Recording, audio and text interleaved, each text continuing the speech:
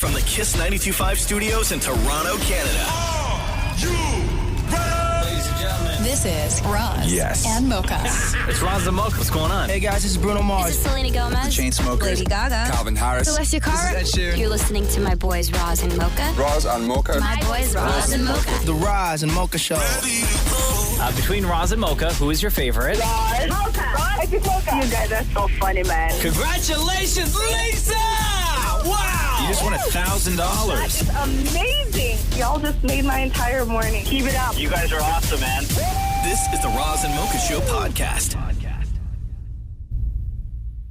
Can you hand me that, please? What? Not that side, this side. To the left. Go to the left. To the left. To the left. Oh my God. What? Just hand me.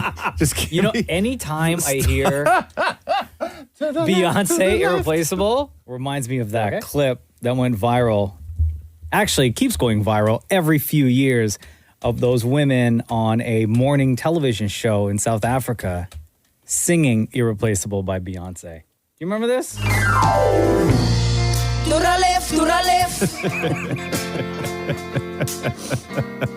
To the left, to the left. Come on.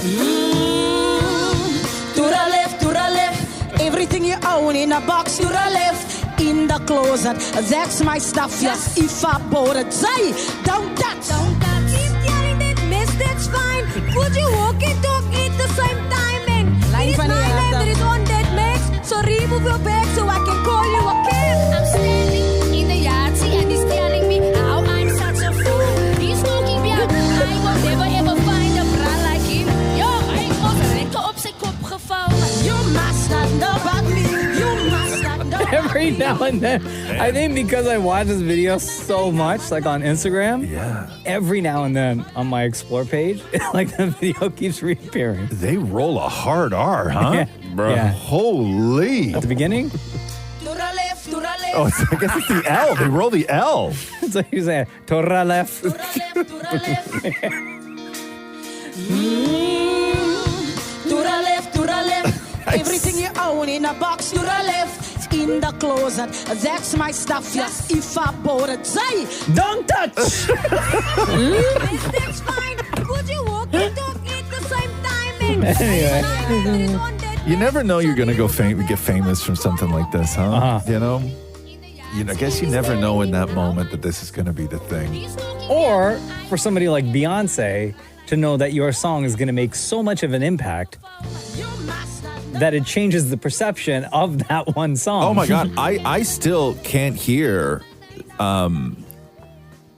that one girl who keeps freaking out over I Will Always Love You. Like, anytime I hear I Will Always Love You, I only hear that poor girl back in the day who was sitting in her bedroom just filming herself on her computer and just screwing up. and I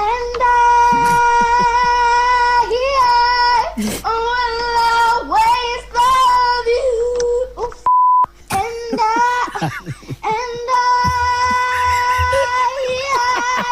will always love you.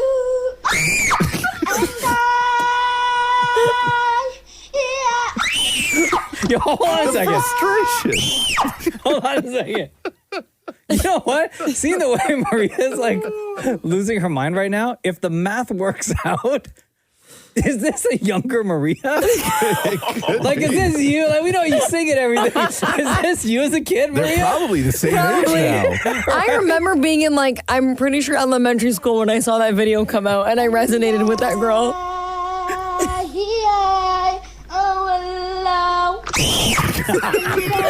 Let me try again. Well, no, I can do this. Don't. And The Roz and Mocha Show Podcast. Everybody here know who Shannon Sharpe is? Yep. No. NFL Hall of Famer. Played 14 seasons with the Broncos. He's the guy that you see on social now all the time with Stephen A. Smith. Yes, He's I on do know. ESPN. Yes. On a show called First Take. He's got his own podcast called Club Shay Shay. Club Shay Shay. I want to go to Club Shay Shay, man. It's a good podcast. Is it? Yeah.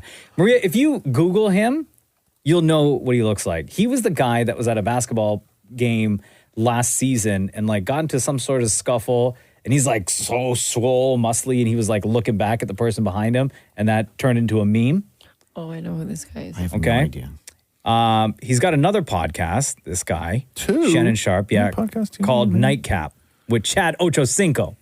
Another former pro football player. He actually played for one season, only 5 games, for the Grey Cup champion Montreal Alouettes. Really, huh? 2014-2015 season. Okay, so now that we know who these guys are, Shannon Sharpe, very fit, very much about his appearance. Yeah. Okay? Sure. We all know in this room, on this show, Shem, executive producer of the Roz Mocha Show, has got the white teeth. Takes care of his teeth, cares about his teeth. But, Shem, you have nothing, absolutely nothing on Shannon Sharpe. Listen to what he said on his podcast about how many times a day he brushes his teeth. I go through a tube of toothpaste a week. Damn, a week? A week. I brush my teeth on average about somewhere between 7 and 10 times a day. God damn. I brush my teeth 2 times before I leave the house in the morning to go to do first take. What? I brush my teeth before I go down and eat breakfast. I go back upstairs and brush my teeth again. I get to work. I go to the bathroom and brush my teeth again. So I brush my teeth 3 times before I go on air. Man. I come home. I eat. I brush my teeth again. I'll take a 30-minute nap. I get up. I'll brush my teeth before I go to the gym. I come home. You doing I'll too eat. much. I'll brush my teeth again. That's enough goddamn brushing now. Goddamn. How many goddamn toothbrushes you go through now? I change my toothbrush every 2 weeks. What? You know how much toothbrushes cost? You talking about you go through it every 2 weeks? I do. You know your boy. You gotta be kidding me. A tube of You gotta be toothpaste kidding me. a week, and every other week he's changing his toothbrush because he's brushing 7 to 10 times That's a day. mental. Does he have halitosis or something? That's But is that actually good for you, though? To brush your No. teeth that much? I can't imagine it being that good. It has to be hard on the gums. You'll The recede your enamel. gum lines. Well, plus the enamel. Yeah, like I don't know if that. Does he have beautiful teeth though? He Oh, does. they look He nice. does. Teeth are Oh, gorgeous. Maybe I should start brushing my teeth okay. that much. And Lily Shem is so envious. Immaculate. Now I gotta look at the Teeth man's envy. teeth here. Hold on. Yeah. Shannon Sharpe teeth, right? Yeah. Look at that. Or just Shannon Sharpe's smile. Oh yeah. Oh It's hell! They're stunning. Come on now. perfect. I want to touch him. The Roz and Mocha Show podcast. The Damnits went to the Mariah Carey Merry Christmas One and All concert last night. How was it? It was awesome. Was it? Was it same as last year? Different set, everything. It was obviously some of the same songs and stuff, but really good show. Nice. Did you guys go online like as a preview to see what it was you were about to walk into, or do you like to stay away from all that stuff and just be surprised in the moment? Matthew watched everything in advance and ruined it, of course. Oh, did he? Yeah, his whole thing was, I'm not going to watch anything. And then I see him, I'm like, you're watching everything right now. You guys didn't get like a VIP package or anything like that. Oh, it didn't come with like a meet and greet, so no. I'll still never forget when you guys went backstage to meet Mariah Carey and they take your picture and then they don't give it to you then, they email it to you.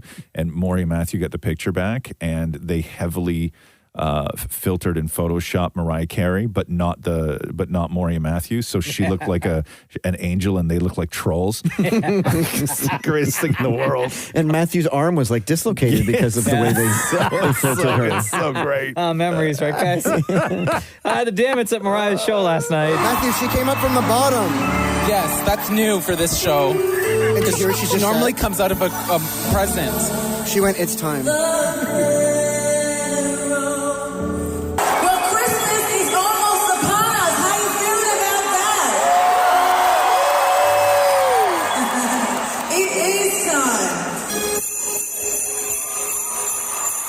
Santa's gonna come and make your mind this Christmas. Santa's gonna come and make your mind. Can we just talk about how great she looks? She looks amazing. She is skinny. Oh my She God. is slaying. Do you like the staging this year? I don't mind it. Something different. I miss the Christmas tree. Those red sweaters that the dancers are wearing are from H&M.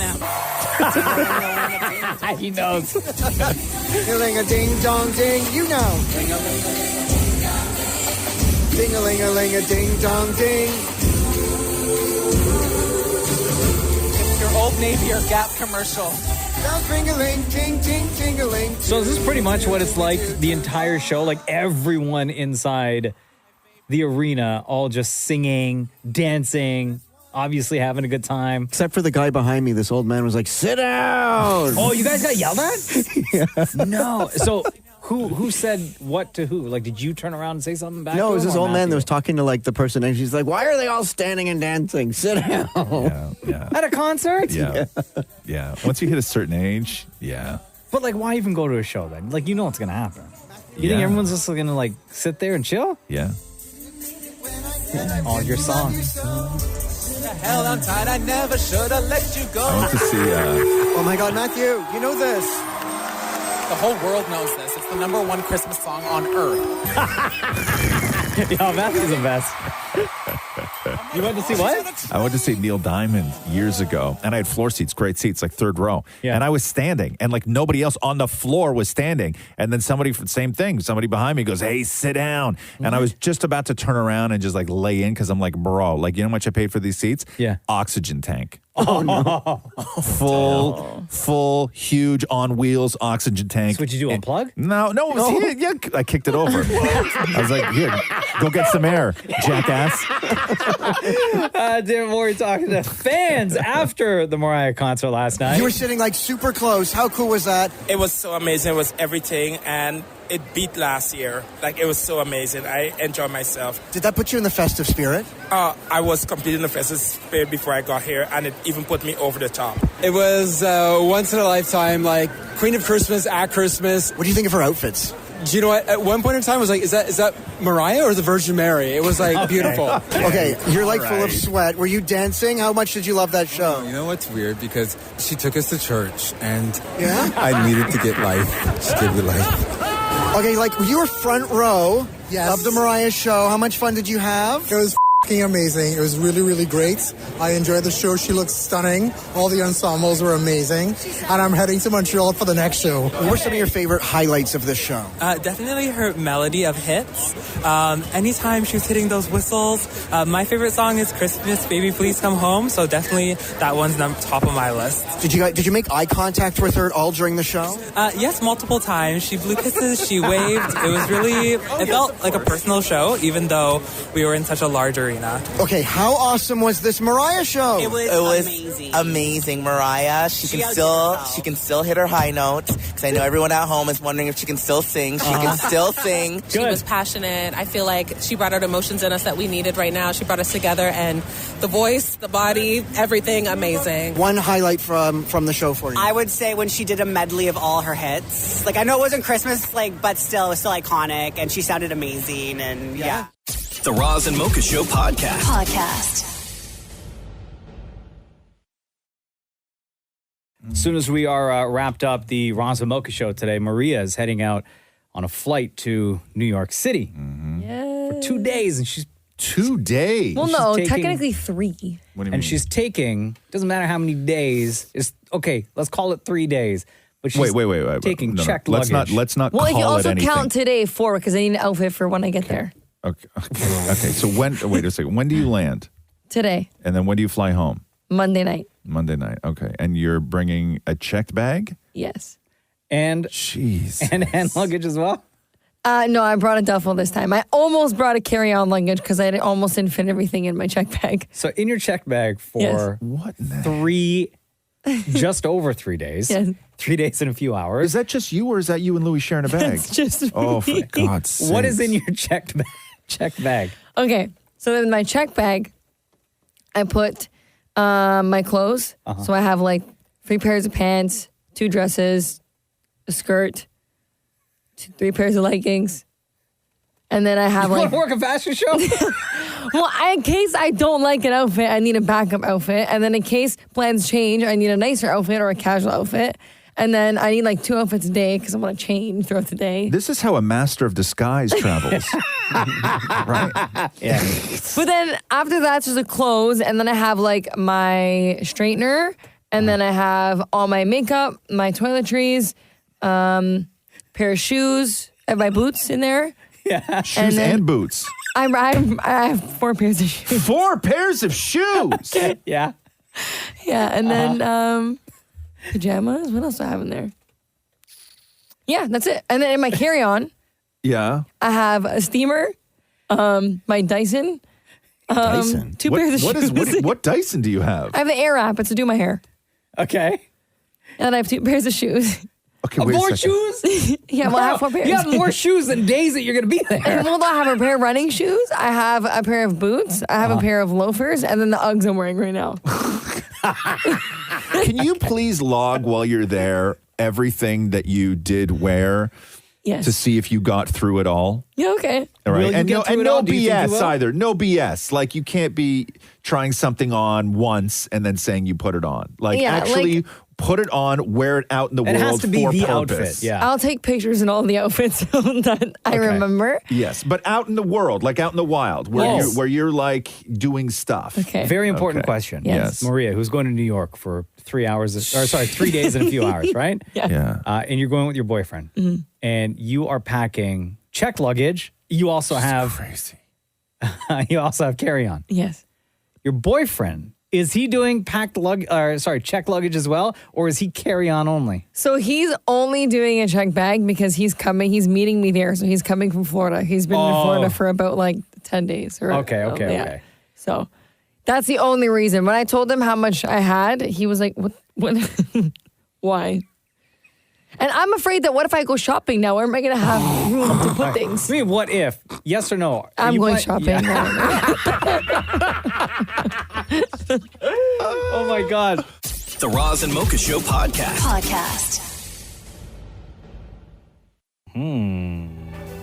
Start spreading the news. Bum-ba-da-da-da-da. I'm leaving today. Bum-ba-da-da-da-da. I want to be a part of it. New York, New York. So Maria spent 3 days in New York City. The Big Apple. Loved it. And she left on Friday, right after the show. It's 3 days. And she took checked luggage and a carry-on. Checked a bag. And you went through everything that you would need with us. And you had said you had packed, I believe it was 4 different pairs of shoes. I have the full Oh, you list. do? I Okay, got a thank you. full Oh, recap thank here you. Of what Please. Maria packed. 3 days. Okay? Less than 3 full days.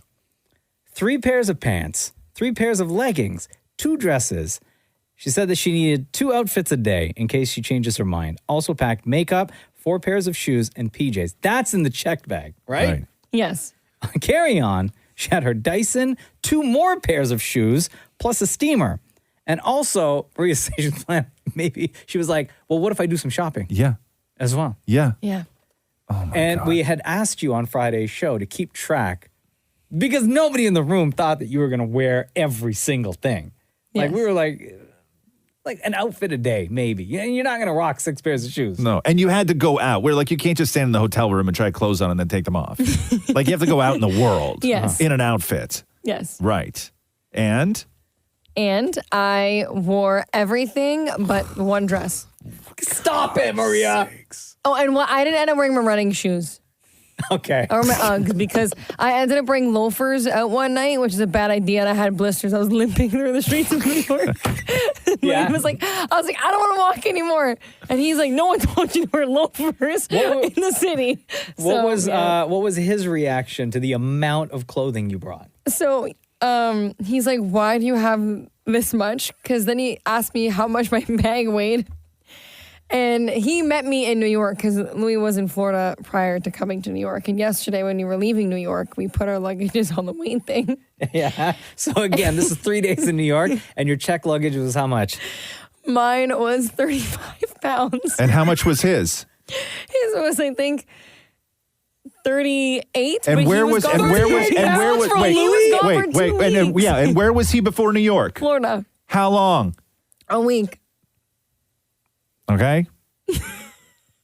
It's my boots. They were heavy. They weigh like 7 pounds each boot. The boot that you I didn't wear? guarantee you, Maria, you don't have 14 pounds of boots. I'm kidding. I'm What are not they made kidding. out of, cinder There was blocks? one time I packed those boots with me. I was going to LA and each boot weighed 3 pounds or 5 pounds, whatever it was. They're heavy boots. Okay. Your boots, you don't have 14 pounds of boots, Whatever, Maria. they were Okay, boots. no, you don't. So did you wear, you wore everything? Yeah, except one dress I ended up wearing. It was too cold. Wow. You know, I think I wore... I think I changed my shirt over the weekend. You think? Yeah. Just on the weekend. Yeah. I think. When you went to Portugal over the summertime, Roz. Yeah. Carry On, right? Carry On. Uh-huh. And how many outfits did you bring with you? And you guys were there for like a full week, right? Oh, yeah. In my carry-on, I had a pair of blue jeans, a pair of white jeans, 2 bathing suits, 2 pairs of shorts, and 5 linen shirts and 3 T-shirts. In a carry-on, Maria! And 2 pairs of shoes. See, this is the thing. You didn't travel in the winter. My one sweater took up half my luggage. It was so big. Bring a coat. I did. I brought one coat. I almost wear the brought coat 2 on the coats. plane. I almost brought 2 coats. I couldn't fit the other one. God. Yeah, Maria. Check the weather before you go, right? And now all my outfits, I had the same coat. It was bothering me. The Roz and Mocha Show podcast. Coming up at 7 o'clock this morning, Matty Matheson from The Bear. Matty Matheson plays the maintenance guy. Funny. He's one of the executive producers on The Bear. And he's also, because he's a chef in real life, famous chef in Toronto. Because he's a chef, he's like their go-to guy to make sure everything on The Bear is proper. And what we're seeing happening in the kitchen is stuff that actually happens in the kitchen. So Matty Matheson from The Bear joins us at 7 this morning. Jeremy Allen White from The Bear plays Carmine. Carmi, yo cousin.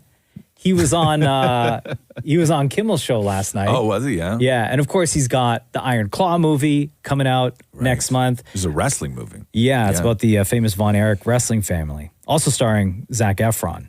So The Bear, 13 Emmy nominations. Jeremy Allen White, lead actor in a comedy series. I know. It's and it's such so a weird. I know. Like if you watch The Bear, it's like so dramatic. There are funny moments, but I wouldn't classify it as a comedy. It's not even dark comedy, but it's all the nominations are all in the comedy category. That's the producers, right? And because because it's not a long show, it's not an hour show. Yeah. Usually, if you're 30 minutes, you wind up in the comedy category. Yeah, it's weird. so It's wild. it's the weirdest thing. But that show, you're right, is the farthest thing from what anyone would call comedy. So Jeremy Allen White is nominated for lead actor in a comedy series, and he's going up against Martin Short for Only Murders in the Building. Right? Like, why? Jason Sudeikis for Ted Lasso. Yeah. Right? Bill Hader for Barry. Right. And which then- also is not a comedy. And then Jason Segel for Shrinking. Right. Which is on Which is Apple. also not a comedy. Right? So it's so wild. Yeah. So they're talking about the success of The Bear. Jeremy Allen White on Jimmy Kimmel last night. And talking about how their lives, all the actors on the show, their lives have changed now that they're famous. I think about you sometimes when I'm at a restaurant because when I go to a restaurant, there's sometimes a lot of pressure because maybe the chef will come out or whatever. And I can't imagine, like, what happens when you go out to eat? I mean, we're all really lucky. I think, we get taken care of when we go out now. We don't have to order a lot off the menu. It's nice. Folks will bring stuff out. They want us to try stuff. Yeah. But I think sometimes we get a little too confident. Like in Chicago, I feel like we're good anywhere. We can walk in anywhere. It should be fine. And I was with Io, who plays Sydney on the show. Oh, she's great. Chicago recently. It was amazing. Yeah. We were in Chicago shooting the second season, and we go to this steakhouse, Gibson Steakhouse, which is like a really famous steakhouse, really amazing. And we didn't have a reservation. And Io and I go up to the host, and we're like, hey, it's us. It's us. We're good, right? And they're like, sorry, do you have a reservation? And we're like, no. But, it's us. Come on. They're like, it's an hour and a half wait. We're like, very good. We take a walk. Oh, wow. What a shot to the ego, huh? Yep. But that is a double-edged sword, though, because sometimes when you go into places, and we've talked about this before, where, the chef is like, they want to make a big deal out of it and all this, but sometimes you just want to order off the menu.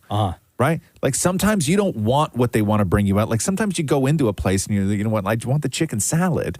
And they're like, no, you know what you really want? You need this like Atlantic salmon. yeah, but not even Atlantic salmon, like, like knuckle, right? I'm not in the mood for knuckle, man. Like, that's something I got to plan a couple weeks in advance that we're going to the knuckle place. I got to hype myself up. Yeah. The Roz and Mocha Show podcast. The Bear is one of our favorite TV shows. You can stream seasons 1 and 2 on Disney right now. Season 1 was nominated for 13 awards, and the cast is gearing up for season 3. Matty Matheson plays Neil, the hilarious handyman on the show. He's also one of the executive producers. He's also a well-known chef out of Toronto and is partially responsible to make sure everything that happens in the kitchen in The Bear is legit. Matty Matheson, welcome to the Roz and Mocha Show. Happy to be here. There's so much going on with you. Everybody is still so obsessed with The Bear, and I love when I talk to somebody who's discovered it for the first time, like recently, where they're like, man, I finally got around to watching that, and the reaction, like, I get jealous because I can't watch it for the first time again. Like, it's one of those shows.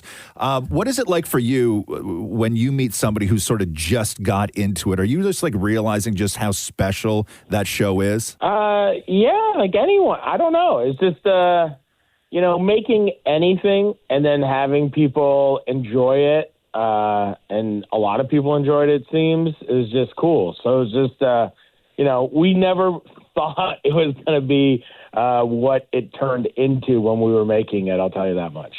What's your conversation like now with the rest of the cast? We already know season 3 of The Bear. Everyone's looking forward to that. But like with the success, the popularity of the show, what are your conversations now with the cast about the show? And I guess like the expectation from fans. I think we're just grateful. Truly, like, I think we're very lucky. We're all very close friends, and, we genuinely, like, love each other. And I think our kind of motto is head down and do what we're doing. Yeah. I think it's just, like, don't change anything. Don't read anything. Like, don't worry about any of the critiques. Let's just keep making what we're making. And it's usually, season 2 is a pretty natural progression. Season 3 will be a pretty natural progression. And I think we just are closer and better with each other. And I think that shows, Here's what I worry about for the characters of this show, okay, is that when good things happen, they don't last long. And it seems like everything ended in a really good spot. And is everybody going to go through hell again? Because they sort of have to go through hell, but I'm really not looking forward to watching that. I think everyone's going through hell every day. I think that's what the beauty of the show is. I think everyone, like, everything that's happening in the show, it's like, yeah, these things are happening, but I think it's pretty regular. Like if you were to look at yourself and look at people around you, I'm like, everyone's going through it. That's why the show, I think, connects with so many people. I think every single day people are broken, and it's like, how do we put ourselves together every day? How do we carry on? How do we live our lives? How do we exist? There are 3 episodes for both seasons that stand out for me. That were extremely stressful watching the episode. And I want to know from you, Matty Matheson, from The Bear, if these episodes were extremely stressful to shoot. Actually, 4 episodes. So the one from season 1 when the food orders kept coming in and it was just like chaos in the kitchen. Season 2, there was that episode called Forks. Yeah. The season finale and the Christmas episode as well. I think, to be honest, yes and no, but I just don't think people realize how fun making TV is or how good actors are. Like, I'm blown away. It's like less stressful and more like I'm just blown away, where you're like, like this season 1 where the orders are coming in, and like that was a oneer, right? Like we shot that whole thing, so it was like kind of like just doing a 20-minute play, and we only did it like 3 times, and like what you saw on television was like the second take. So it was like that was like 25 minutes of work. And then it was just like, we practiced it like the day before a bunch of times, but like on the day when we shot that, it was 25. We were all home by like noon hanging out, like it was real chill. And then like the Christmas episode was, an amazing experience. There was a lot of obviously huge stars hanging out and acting with us and making the show with us. And I think it was the same thing. Like, everyone was so happy to be there, and everyone was so nice. And except everyone, when you have these larger than life characters coming to your house, coming on set to even doing interviews with you guys. It's just you're so nervous. You're like, are they going to be or what? It's okay. That's all good. You're all good. You're all good. And then everyone showed up, and when everyone shows up and they bring their A game and they're down, you're like, oh, this is amazing. And then you're just having fun. You're like, oh, Jamie Lee Curtis is the greatest actress of all time. You're like, amazing. When it comes to the food, and you know what, it's films and when you're dealing with fiction, oftentimes food is seen as a prop where it doesn't have to be real. It just has to look real. Was that a fight for you? No, we from day one, we wanted everything to be real. And we love, shout out to our prop master, Laura Roper. She's incredible. Yeah. And then Coco Store, Coco's Chris Store is the creator, right? And the director, writer, and everything. And then his sister is a chef. And so she's the culinary producer. So me and Coco work day and night on figuring everything out, and Coco executes on the day. From day one, we're like, nah, we're going to make real food. They're going to actually cook everything. All the actors, literally have to cook everything. Wow. And so it's just if we make it real, then they feel real. Jeremy Allen White in season 2 looked considerably more jacked than he did in season 1. And was this before he had to go and shoot the wrestling movie? And was he just eating crazy? Because he had a different body in season 2 than he did in season 1. It was, we shot it after. Oh, you did? Okay. Wow. Yeah, he was coming down off of that. Is there anything you can tell us about season 3? I know you're executive producer on the show. You must have a hand in some of the subject matter for season 3. Everyone's such a big fan of The Bear. Matty Matheson, what can you tell us about it? There's going to be time travel. There's going to be dinosaurs. Shut up. There's a couple lasers. Matty Matheson, we love you on the Roz Mocha Show. We love you on The Bear. You guys are doing, the entire cast and crew, the writers, everyone, you guys are doing such an incredible job. Deserve all the accolades that this show is getting, and we can't thank you enough for joining us on the Roz Mocha Show. Thank you guys for so much. It was amazing. The Roz and Mocha Show podcast. Kate McKinnon's hosting Saturday Night Live for the very first time. Oh, yes. How long ago did she leave SNL? Kate McKinnon. It's probably not as long as you think. I'm going to guess Kate McKinnon left I SNL. don't know. No, I think it's been a while. I think she left 7 years ago. Really? Kate McKinnon. So Adam Driver is doing it, I guess, on the 9th with Olivia Rodrigo. And Nice. Kate McKinnon is hosting on the 16th with Billie Eilish. Sick. How long ago, Sham? 2022. What was that? like last year. 2022? That's that's it? what I said not that long ago. Okay. Oh. Yeah. Yikes. Yeah. But I think it feels longer because we went a real long time without any SNL, right? Because of the writer's strike and the actor's strike and all that other stuff. And so I think maybe it feels longer, but I God, that's crazy. I thought it was at least 2020. I thought she'd be gone for 3 years. She hasn't? So she did that. She left and then did the... And that then makes sense, because I remember her skit, when she left, when she was going up to space or whatever, felt like... Forever ago. Really? Mm-hmm. Oh, to me, it felt like forever ago. I have no concept of anything, though. I am so forgetful lately. You've lately? Yes, lately. Bruh. It's just this new thing that started to happen. It's called old age. No, let's not go down this road again. 10 years? No, that's not what I mean. You stop that, man. We were just talking about Kate McKinnon, Ross.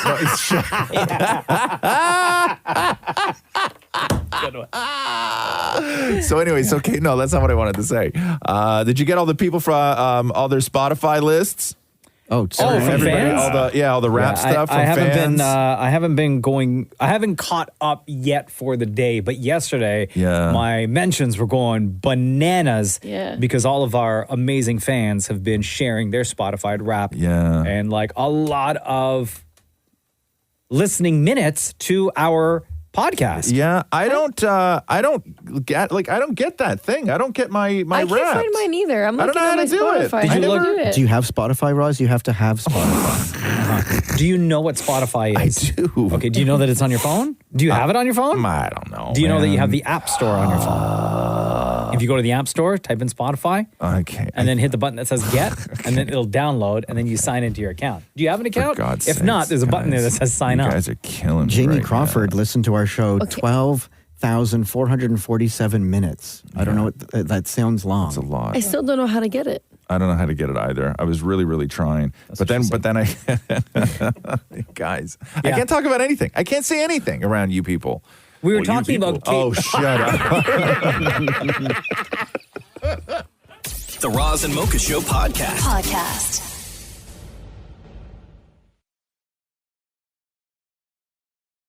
A couple days ago, we were talking about food delivery orders. Because now all the big delivery companies are releasing their year-end trending list of what was ordered across the country. And Skip the Dishes is the latest to release their top trends list. Right.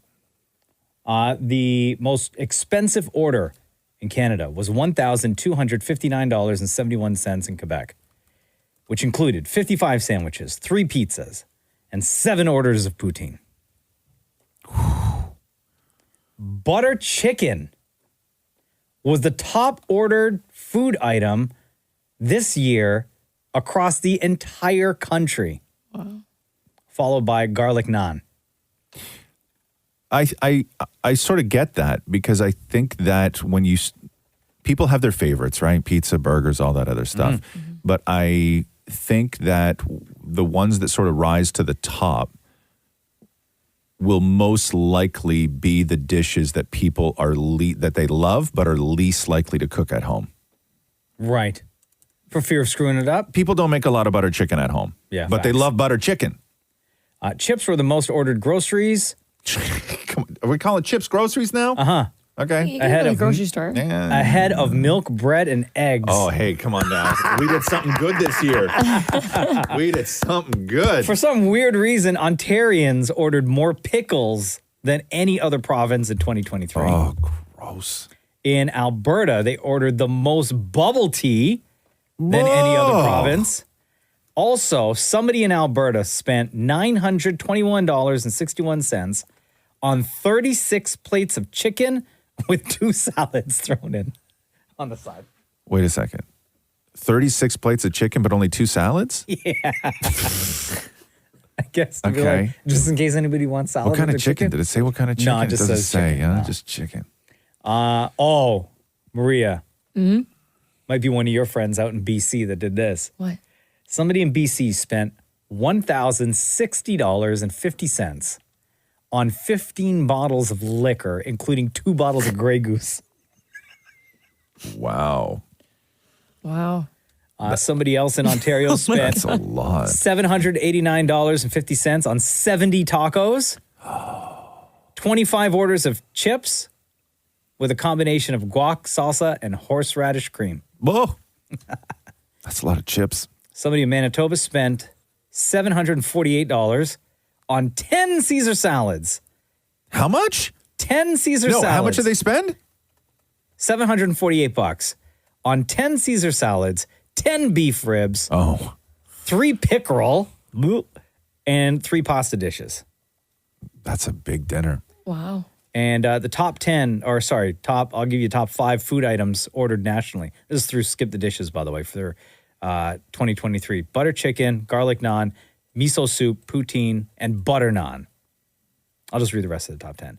California roll, onion rings, Caesar salad, chicken wings, and plain naan. Wow. I think my most expensive order and that I've ever clicked okay on was the night before our wedding when we had all the family to the hotel. And we had a thing and I just did everything on Uber. And it was a $460 order. What was that? Like from one place All from different one spots? place, Japanese. Oh, can you remember what you got? Oh, just everything. Literally the entire Everything menu. on the menu. The entire menu. Yeah. Yeah, we got everything. All the noodles, all the rice, all the soups, sushi. all the sushi. No, it was all the sushi, all the sides, all the everything. Yeah. I'm hungry. Yeah, it was a lot of food. Like a lot of food. But that is it's understandable. What I don't get is like when somebody just orders, 25 of one thing. Like what are you doing with all that chicken? 25 chicken and 2 salads.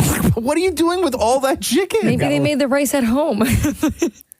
You don't go to the grocery store and spend $4 on a bag of rice and then be like, you know what else I'm going to do? I'm going to $700 of chicken to go with this. I don't know.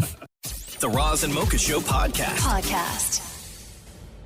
Michael Buble is on hold, by the way. We're super pumped to talk to him. This time of year, his Christmas album shoots up the charts and the streaming numbers go all the way up. On top of all of that, he's such a great spokesperson for Buble, which is like huge in our house, by the way. And now he's got his own flavor called Mary Berry Buble. Michael Buble, hello. It's Roz and Mocha. Hey, Roz. Hey, Mocha. How's it going? Okay, so Buble, right?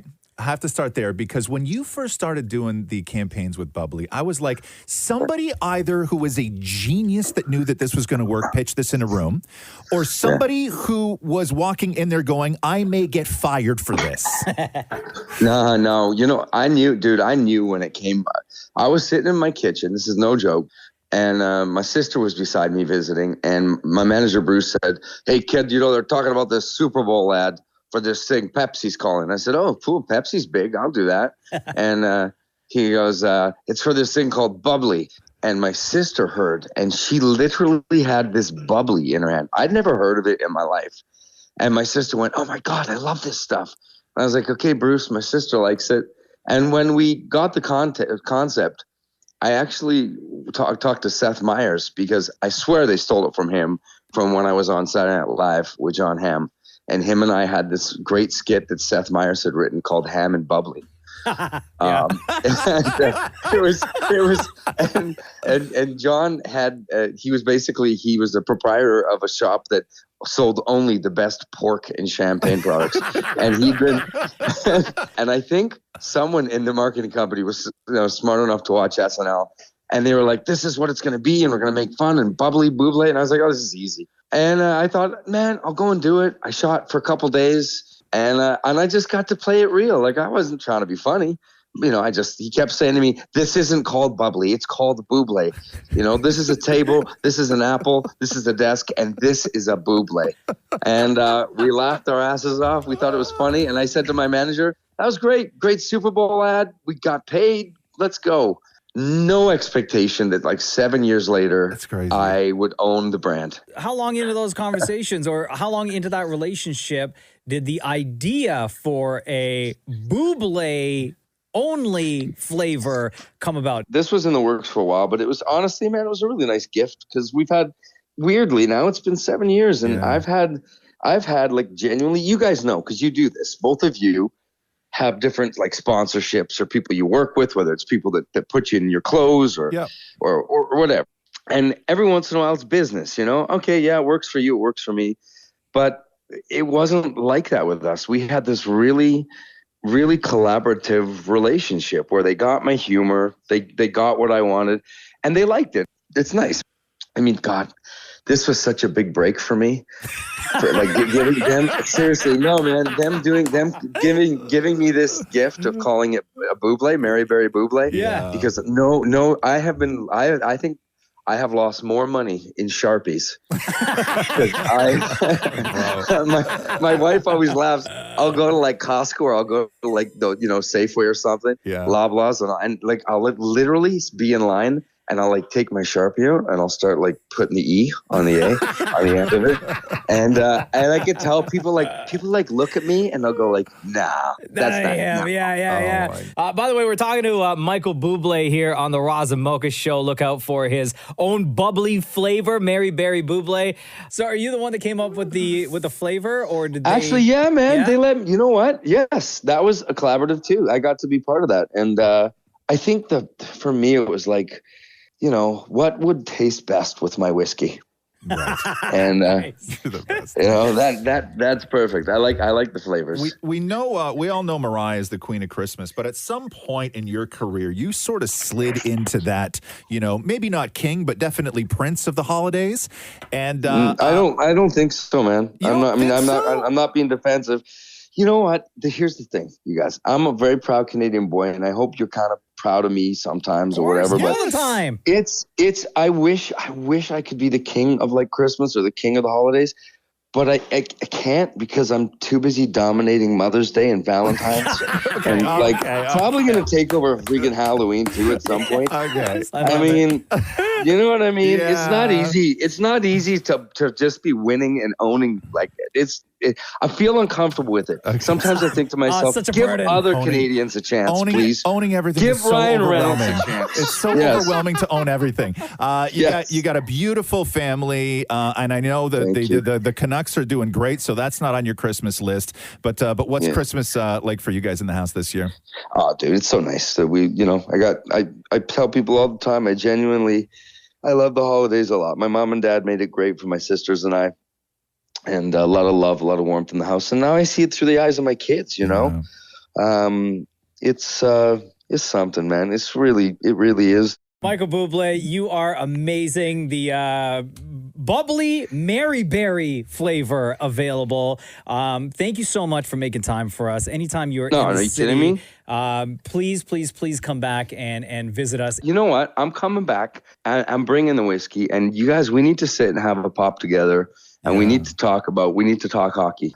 Pleasure, guys. Thank you for having me. I appreciate it. We appreciate you. Happy holidays to you and your family. And congratulations on everything, bro. Thanks, guys. Take care. The Roz and Mocha Show podcast. Here we go. Roz and Mocha super fan Kirsten joins us right now. Hello, Kirsten. Hi, how are you guys? Good, how are you? I'm good. Okay, so Kirsten, where and when does your hell of a story take place? Okay, so I went to a pretty big country concert in September, front row in the pit, and during between sets, one of the video techs turns around and hits on me, and being newly single, I was like, all right, whatever. Okay, so hold on. So you're up close to the stage, and one of the video techs turns around and hits on you. When you say hits on you, what does he say? Oh, starts flirting with me. So I asked him to charge my phone for me, and he did. Oh, okay. You start flirting with the video tech at a country music festival because you're right up front, and he seems into you. He charges your phone for you. So far, it sounds like a great meeting. So what happened? I ended up giving him my phone number. They were there for 3 nights. I went on the second night, so I was like, what are you doing later? I ended up hanging out with him for the night, had a good night, hit it off, cool. He lives in Nashville, so I was like, oh, perfect. I've been wanting to go. So he's like, yeah, you have a free place to stay. I'm like, amazing. So I'm looking for tickets, and then I find a round trip for $280. Pause. Okay, so when you say that you guys hooked up on that second night and had a great night, does that mean he slept over? Does that mean he went to the hotel? What does that mean? No, he Ubered an hour to see me. Okay. Oh, and he went to your place. Oh, yeah. Okay. And he stayed the night. Yes. And then left the next day, and you were like, wow, that was great? Yeah, pretty much. Yeah. Okay, cool. So he lives in Nashville, and you've always wanted to go to Nashville, so you start looking around for airfare. Yeah, so I find a round trip for $283 Canadian on Thanksgiving. I'm like, that's amazing, right? Yeah. So I message him. I'm like, do you 100% want me to go? And he's like, yes. I was like, okay, perfect. Booked the flight. And then on Wednesday, I had to go to a funeral. He asked me, he told me if it got intense, I could call him, so I go to call him. And when I went to call him, it rang twice and hung up. I was like, oh, that's weird. So when it hung up, I got a text later on that day while I'm at the church, and he goes, hey, police just raided my place. Oh, okay. Hold on a second here. So what happened? So I was like, okay, it can't be that bad, right? Yeah. So he kind of downplayed it. He's like, I might just be in a bit of trouble. There was somebody that I met on Snapchat or something like that, right? I was like, okay, that's odd. So anyways, I proceeded to still book the trip because he's like, oh, it can't be that bad. We still kept talking every day. Given my trip, I left on Sunday that just passed on the Tuesday right before that. Okay, so you have oh my God, Chris, you just cancel everything at this point. Okay, so he told you that the police raided his place and they took his phone, but you guys are still messaging. And you're like, okay, well, whatever, can't be that bad. Game on. I'm still going to go down and hang out with you. Yeah, he hadn't been arrested or anything at this point. Police had just came and took his stuff. And I was like, okay, well, whatever. And then on Tuesday, he goes to silent. I Google his name. In Tennessee, everything's public knowledge. Yeah. So he was charged with 2 counts of sexual exploitation of a minor and aggravated sexual exploitation of a minor with more charges pending. Oh, my God. Okay. What? Yeah. What was he like? He was talking to kids on Snapchat? 16-year-olds, yeah. Oh, my God. So given, obviously, we did not go and see him. But thankfully, because he had mentioned a couple of his coworkers and I knew they would be home those 4 days, I hit them up. You still went? What? Yeah, I got back yesterday. Kirsten! I didn't go see him. I stayed on my own. But still, you went and hung out with his friends? Yeah. Kirsten, what's wrong with you? Well, they're not friends anymore. So they all found out too? Oh, yeah. None of them talk to him anymore. So we bonded over that. So now I got my ticket hookup back, too. Oh, my God. Your concert ticket hookup? Oh, my God. Oh, yeah. Oh, wait a minute. Kirsten, when you went to Nashville, did you hook up with any of his friends? Yeah. Okay. How many of them? Only one. And I'm still talking to him. How many times? Oh, he stayed over the one. Oh, okay. Is this like a good friend of that guy? Well, no, they just worked together. As soon as the article came out, they all cut him off. Because if you Google his name, it's all there, mugshot, everything. Oh, okay. And you, this still turned you okay. Yo, this is Red Flag City right here. Come on now. Well, I didn't hang out with him. Okay, Kirsten. Did you not? I got to know this. Just so that guy, though, he spent the night with you and you guys had like a really good time. Did you, after you found out that he was like a predator, did you not feel some kind of way? Oh, ick. Yeah. Okay. Yeah. And I had tickets to the Nashville Predators game with him that obviously I did not go with him. Wait a second. You almost went to see the Nashville Predators with a Nashville Predator? Yeah. Oh. Yeah. Oh. Okay. Yeah, the multiverse is crashing. Okay. Okay, Oh, Kirsten. That was one hell of a story. Jesus, Kirsten. Thank you for telling it on the Roz Mocha Show. Oh, listen, happy that the cops got the guy. Hope they throw the book at him. Piece of garbage for whatever he did. Glad you're okay, and everything worked out for you, and he didn't treat you any sort of way. Yo, but when's your next trip to Nashville? Because I know that you probably already booked. Oh, we've been talking about it. I think he's coming here first. So. Well, that is a hell of a story. Glad it all worked out. Glad you're safe. Thank you. Bye. Bye. Bye. The Roz and Mocha Show podcast.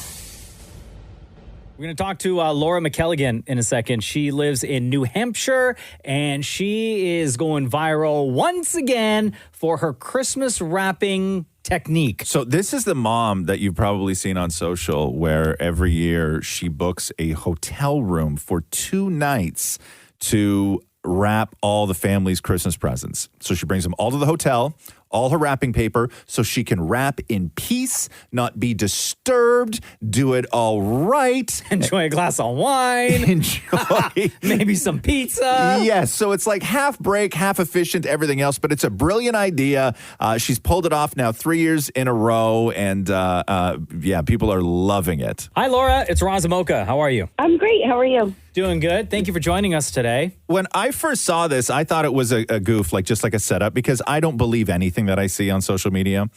But then we sort of came to learn that this is actually something you've done multiple years now, right? Yeah. This year will be the 3rd year. Okay. And how does your family feel about this? You know what? I didn't really ask. After all this time? Hold on a second, Laura. After all this time, after the millions upon millions of views your videos have been getting, millions and millions of comments from supporters of this, you have not had a conversation with your family about leaving for a weekend to stay in a hotel to wrap Christmas presents? Not really. No, the video... Okay. The video a little bit, but I think they try and keep me humble, No, I think they're okay with it. It sounds like everyone's good. So this sounds like it was something that came out of necessity. So what was your sort of gift wrapping process and situation before you decided to book yourself into a hotel for 2 nights every year to wrap all the Christmas presents? I think it was a lot like most parents. You hide everything you can. For us, it was in the closet, and then trying to wrap in our house and not make a noise while the kids are sleeping or whatever it is. I don't know. My back is hurting when I'm sitting on the floor trying to do it. It's all the things that it was just. I don't think it was a need that I had to go to a hotel room, but it was definitely a want. and it worked out. So when did the idea come about? Like, you're obviously thinking, okay, I need to change up the game plan. Let me check into a hotel. This is a good idea. Like, at what point did you come to that realization? It wasn't while I was rapping. It was December, 3 years ago.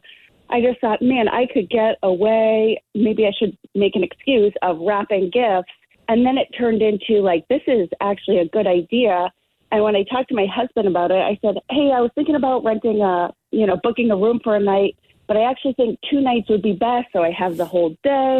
I can wrap, get everything done. Yeah, he kind of gave me the look of, are you serious right now? That seems like a lot of time to wrap presents.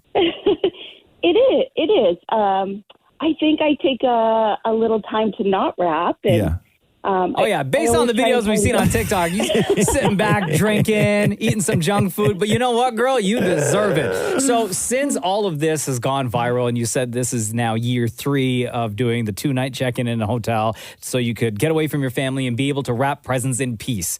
Have you heard from other families, other moms, other dads who have said that they've adopted kind of the same thing, that you've influenced them? I've heard a lot of people say, I want to do this. I want to do this. I haven't necessarily had anyone say I'm doing it or I have done it. So we'll see what happens this year with it going a little wild. The first thought I had was there's a sort of logistical nightmare to all of this, which is the great idea is you now going on your 3rd year, booking a hotel room for 2 nights to wrap all the family's Christmas presents. But the logistical part of this is you have to get all of those out of the house, into a vehicle, to the hotel, into the room, and then now that they're wrapped, you got to get those all out of the room, back into the house, obviously with nobody seeing you. Yeah, and I'm going to revert back to 2 nights by yourself in a hotel. I think it's worth it.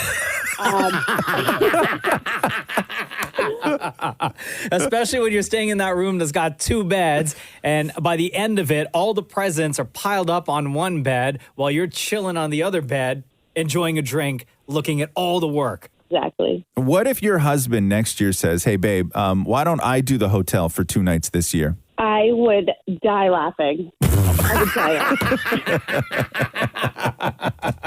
Because you'd probably look at the football schedule and be like, okay, these big games are on this weekend. That's why he picked it. Nothing's getting wrapped that weekend. That's it. He would probably hire someone to wrap everything while he enjoyed the hotel. Oh, my God. Oh, boy. Hey, Laura, that's great. Really quick before we let you go, do you always check into the same hotel every year? Nope. I just try and find restaurants that have, hotels with good restaurants nearby. Right. So I don't know what it will do this year, but I'm kind of poking around. What was your room service bill last year? It was not $1 million. But it was pretty up there. Yeah, no, it wasn't too, I will say it wasn't too bad. Room service wasn't too bad, but I did splurge a little for sure. Yeah, you deserve it, girl. You deserve Good it. for you. Laura, thank you so much for joining us on the Roz Mocha Show. You are the one that you've gone viral now, and this is your 3rd year heading out to a hotel for 2 nights so you can wrap Christmas presents in peace. We appreciate you taking time out of your day to join us on the Roz Mocha Show. Yeah, thank you so much. Take care. Bye-bye. Happy holidays. Merry Christmas. Bye. The Roz and Mocha Show podcast.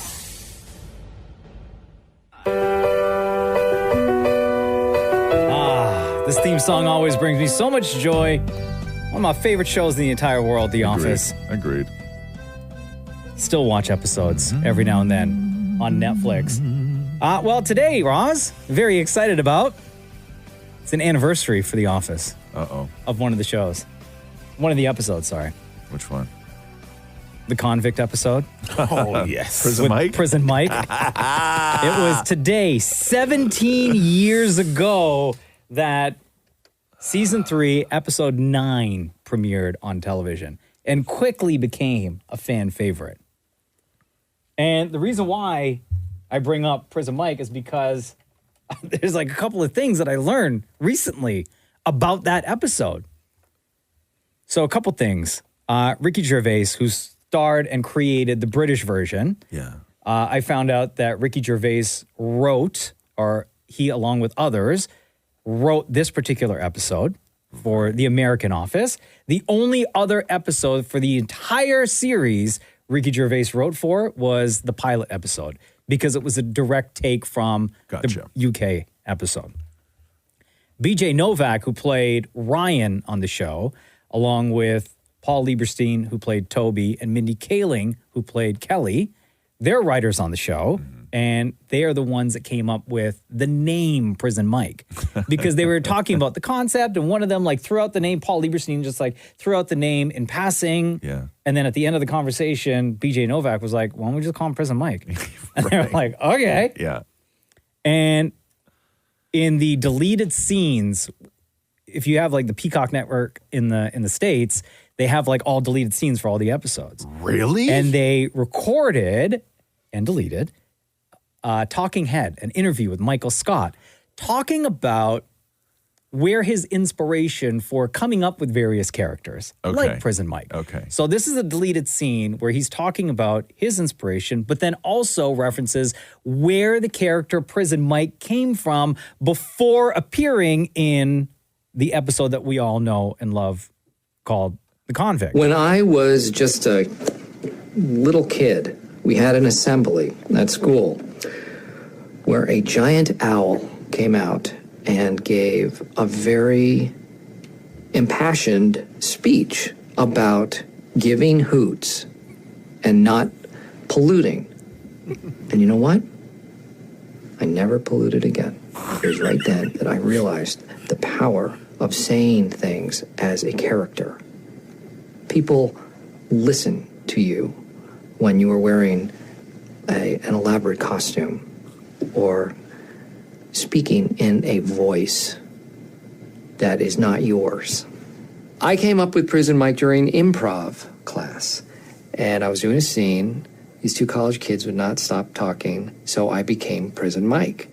And I said, "Hey, shut up, or I'll stab you twos."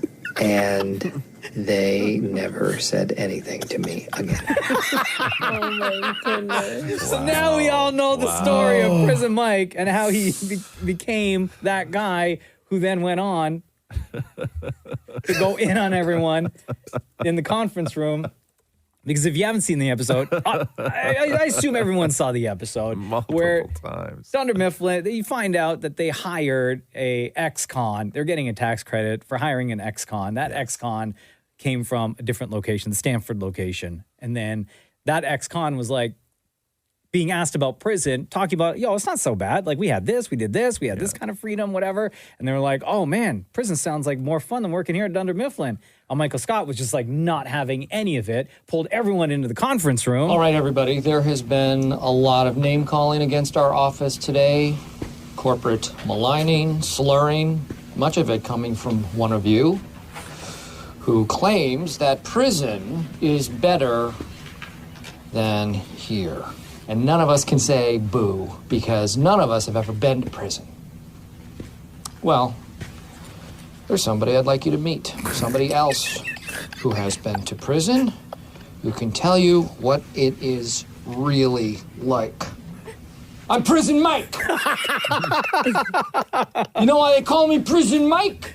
Do you really expect us to believe you're somebody else? Do you really expect me to not push you up against the wall? All right, hey, that's just the way we talk in the clink. Been a lot of fun talk about prison today, but I am here to scare you straight. I am here to scare you straight! Such a brilliant scene.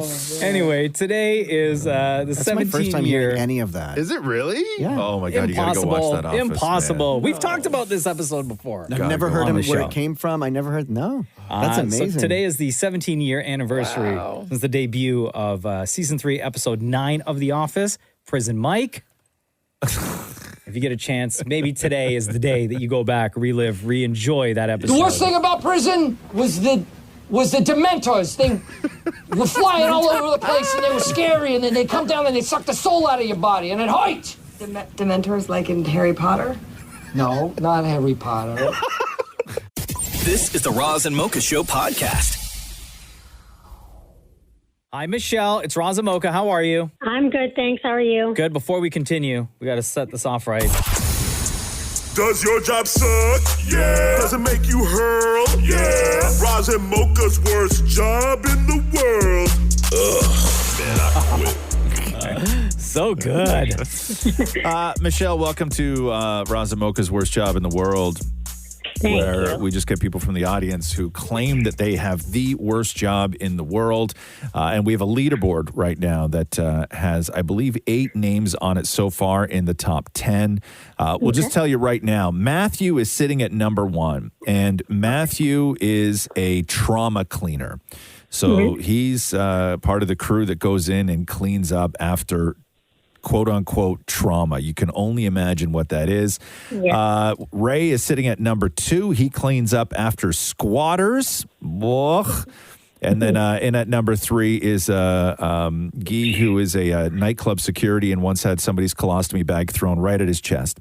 So a lot of people who clean stuff, a lot of people who are protecting stuff. Michelle, what is your job and why do you feel that it's the worst job in the world? I am a subway janitor. Okay. What have you seen? We've had in the middle of rush hour, somebody pull their pants down and diarrhea all over the wall. Okay. All over the wall? Yeah. On the wall. Okay. So I have to clean that. We've had people go up the escalators pooing. Oh my God.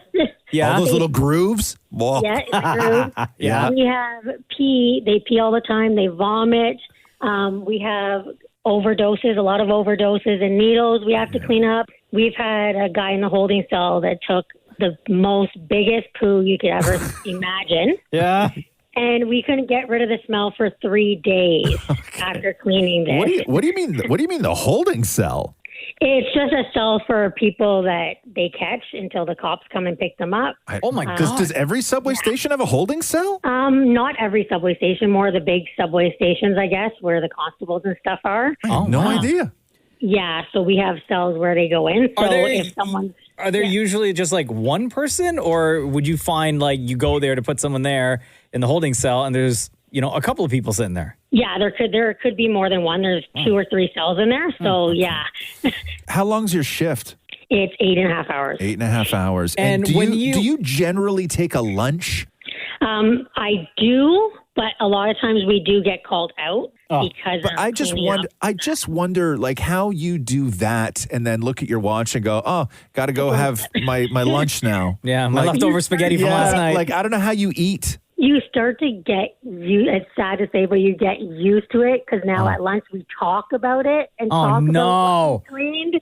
Yes, and everybody has their story of, oh my God, the biggest poo they cleaned up today. Or Today? Okay, so here's a question, Michelle. So this is the worst job in the world, right? You're a janitor for the subway, and you get the calls to go and clean up after some things happen. Yes. When you get a call, when you're, the walkie-talkie goes off or your phone goes off, do they tell you what you were going to clean up? No, or it's a do they big just surprise say, when they get there. okay, so it's a a big surprise. surprise. Oh, Yes, damn. they just say unsanitary. So Okay. when it says unsanitary, you don't know what you're really walking into until you get there. Okay, and you're It just could be preparing for the blood. worst.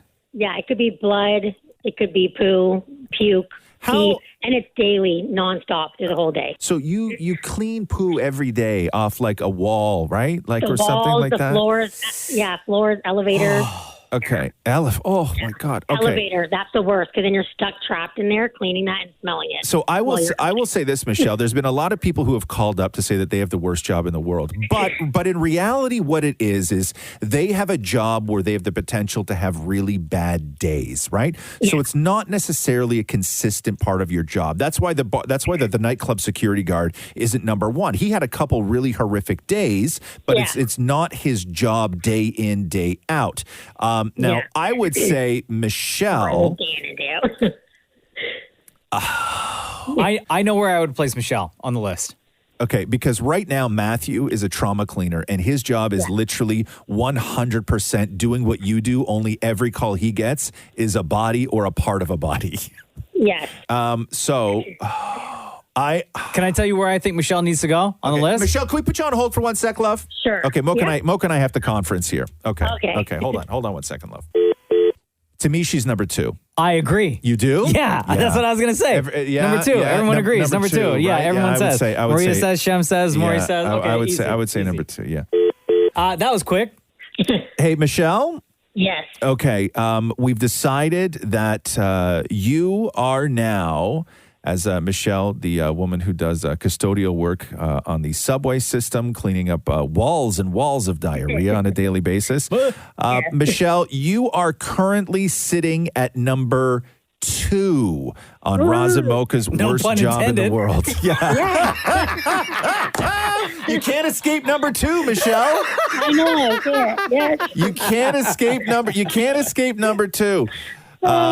That was you do have a terrible job, and Yeah, you know, we're so and I'll tell you, you know what sounds even the worst part of all? Yeah. It sounds like you're really good at it. Actually, I am. To be Yeah. honest. Hey, Congratulations, hey. Michelle. That's a terrible thing to have to get good at. I know. It's true. Yeah. All right, Yeah, Michelle. Okay. Thank you so much. Wow. The top 3 shook up. Yeah.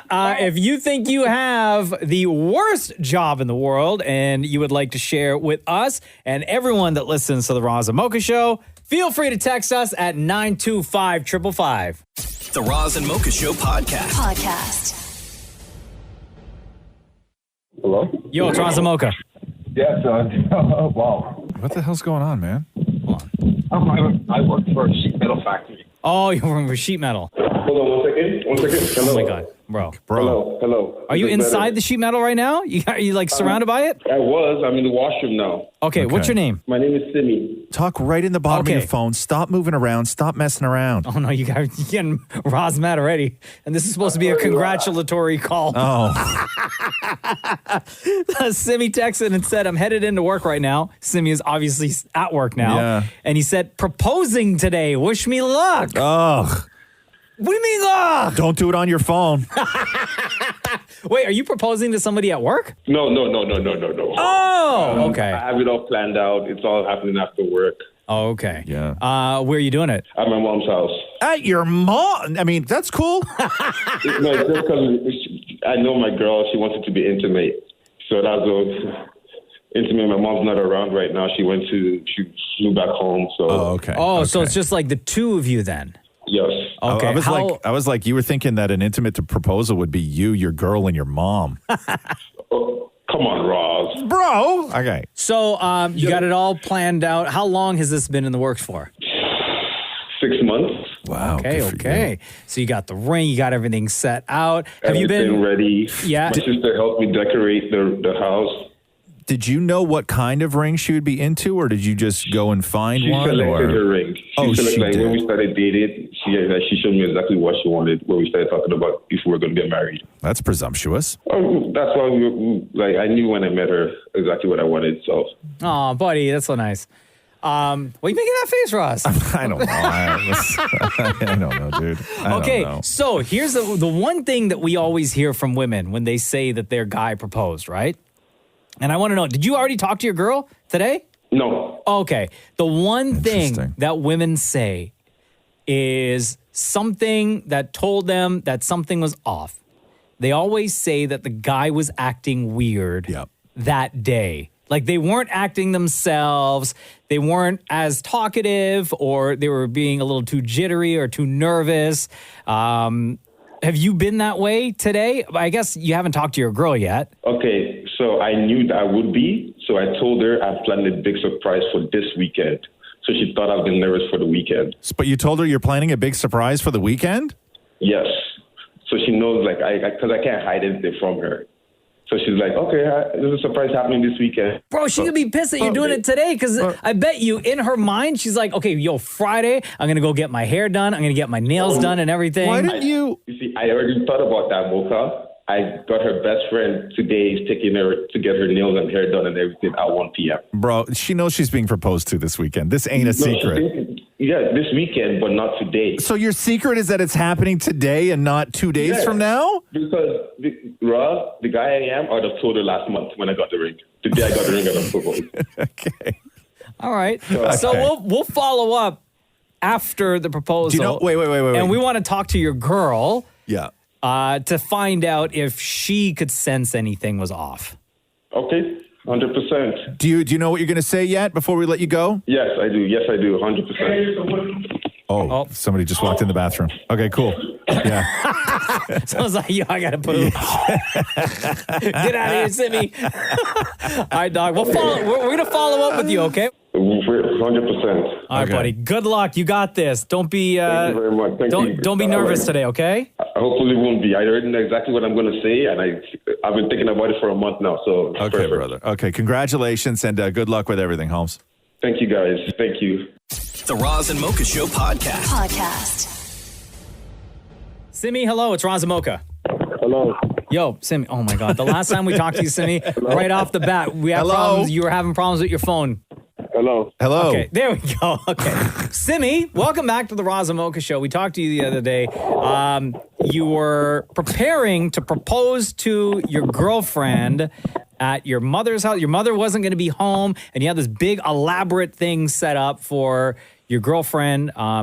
She suspected that you were going to propose at some point over the weekend, so to throw her off, you were like, no, I'm going to do it a couple of days beforehand, right? That's right. Talk us through. How did it go? Exactly as I planned it. Which was? I had a friend all day, like keep her company and take a date and get her nails done. Okay, hold on. Is she there? Is she there right now? Right beside me. Okay, let us talk to her real quick. Okay.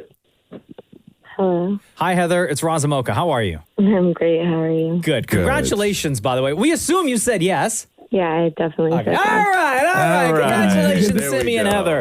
Okay, so when we talked to Simi the last time, the day that he was going to propose to you, we had asked him if he thought that he had been acting weird that day. Because anytime we talk to a woman who'd been proposed to, she always says to us, yeah, of course, the guy was being weird. He was acting nervous. He was a little out of character. Like, she knew. Did you suspect at all during proposal day that something was up? Definitely. Yeah. What made you suspicious? Just the way everyone's trying to convince me of where I should go. Like, my mom told me I should go. My friend told me I should go. Like, go get your nails done and your hair done and everything? Yeah. And go out for dinner. Like, you should go out for dinner. Like, and I'm like, yeah, something is up because it's a weekday and I don't normally do this kind of stuff. And Simi never like really planned something like this, and everyone's going in on trying to get me to do all this stuff. No, but it was kind of nice to get spoiled. So you walk into the place, and what happens? There's heart petals everywhere, like rose petals everywhere in the shape of a heart. There was a marry me sign, candles. Like, it was very nice. That's sweet. Hold on here. I have Simi sent us the video of the proposal. Let me just play it real quick. So here's Simi walking in to the place. There's music playing. Oh, they're so nice.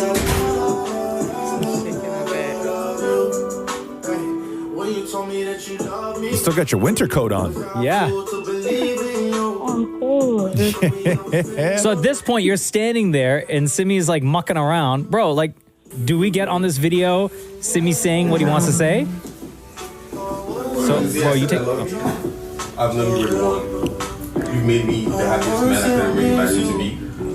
Throw up and down your arguments. Okay, it's kind of hard to hear because you got the music blasted like it's a nightclub, bro. So, Heather, can you take us back to what was it that Simi said before he put the ring on your finger? He told me, like, from the second he met me, he knew it was meant to be, and no matter what we've been through, like trials and tribulations, everything was meant to be, and I don't know, it was very sweet. And then you embrace, you kiss, everything's great. And then who else, like, who was there filming? There looked like 3 people in the condo, in the place. My best friend was there, to me, his dad and his sister. Okay. And then did everyone, like, get the hell out to give you guys a moment, or you all, like, hung out for the rest of the night? No, we went out afterwards. Like, we left afterwards. Like, we had some time. All right. Well, that's amazing. Simi and Heather, congratulations. Glad Simi didn't screw it up. Even though you were suspicious that something was going to happen, Heather. Yeah, even if I was suspicious, it was all worth it. Of course. Everyone's going to be suspicious. Congratulations. Love you guys lots. Thank you. I love you too. Thanks for listening to the Roz and Mocha Show podcast. Catch the guys live Weekday mornings from 6 to 10 on Kiss 92.5. KISS925.com. Or download the Kiss 92.5 app.